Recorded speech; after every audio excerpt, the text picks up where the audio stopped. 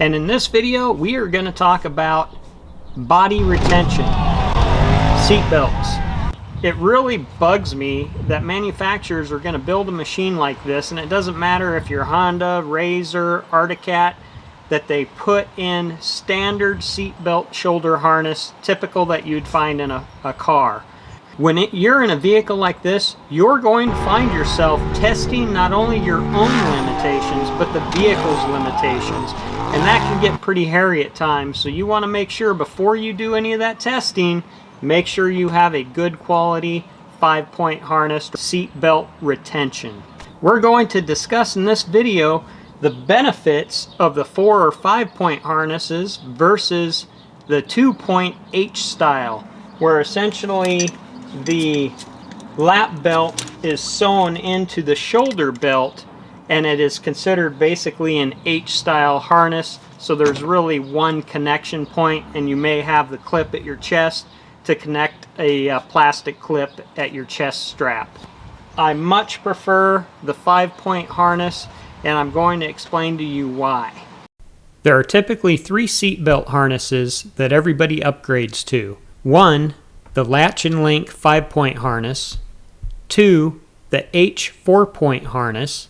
Or 3, the 5-point cam lock harness. Let's take a look and discuss each of these. First, the 5-point cam lock harness. This is not a good option for off-road. If you're off-roading and you get dirt, mud, or snow inside the cams, this may restrict the locking feature and is not a safe option for you to have. The next option is the 4-point H harness. I don't like this option for 2 reasons. 1, if you have to remove your seat, you must remove the seat belt. 2, it hinders emergency egress from the vehicle, as I will discuss later in this video. That leaves us with the 5-point Latch and Link harness. This is the best option for our sport. So let's go ahead and take a better look at the Crow 5-point system. Let's take a look at how we properly wear a 5-point harness. So in order to loosen the belt, just grab your fingers here and pull, and that will loosen it. Do that with the other side. Easy. When it comes to the shoulder straps, lift up on the red tab and pull down with the strap. Lift up once again on the red tab, pull down on the strap, and now you're totally loose. We lean over, pull our shoulder strap over, lean over, pull the second shoulder strap over, take the lap belt, insert the shoulder strap. Now we're going to imagine that I have the 5th strap hooked up, installed in the vehicle, which I don't currently have, but I'm going to get that done. I would take the crotch strap and place it here, then the other shoulder strap, and then grab the other lap belt, which has the latch assembly, slip it through the link, and snap it down into place. Now the belt is secure.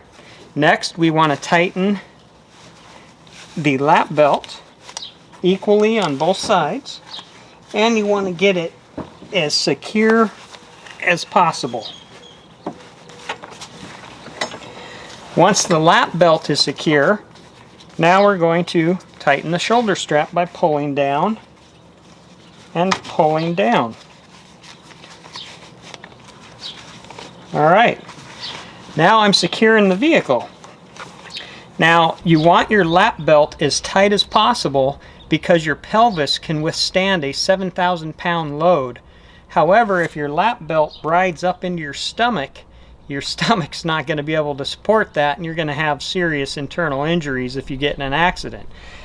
That is where the crotch strap comes into play.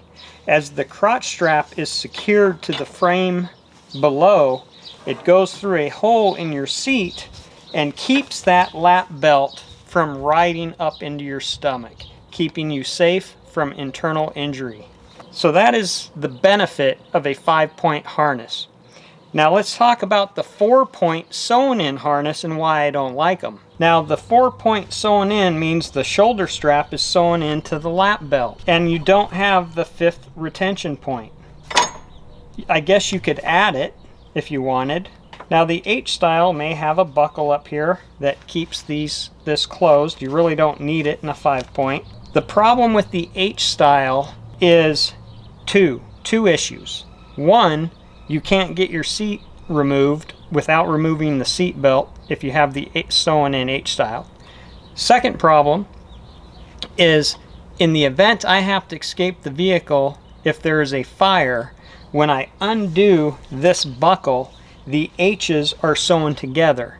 In order for me to rapidly escape the vehicle, I now have to get my arms out of the H style harness to escape the vehicle.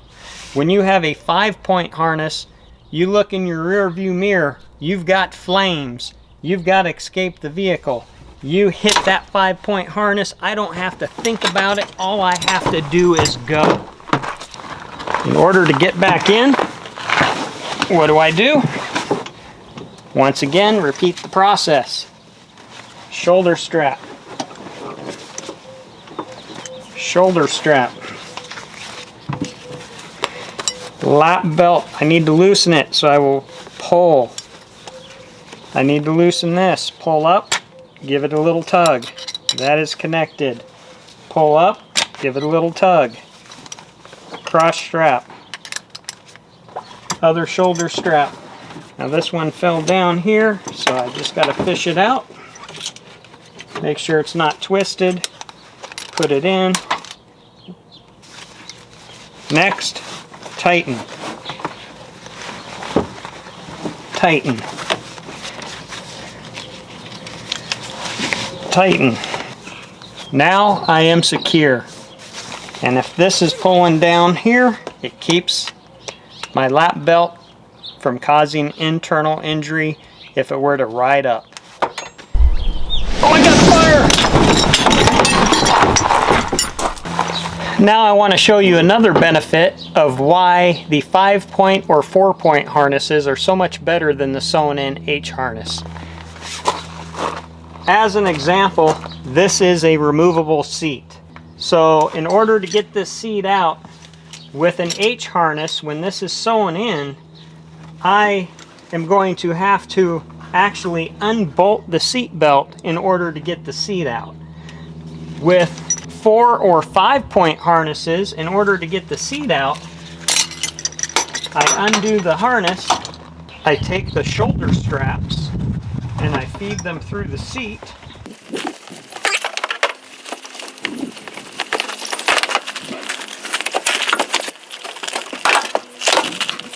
And I remove my seat without having to remove the seat belt. I hope this video has convinced you on why you should own a 5-point harness instead of a 4-point or even a sewn-in H. Also, go with the 3-inch. They're the most comfortable.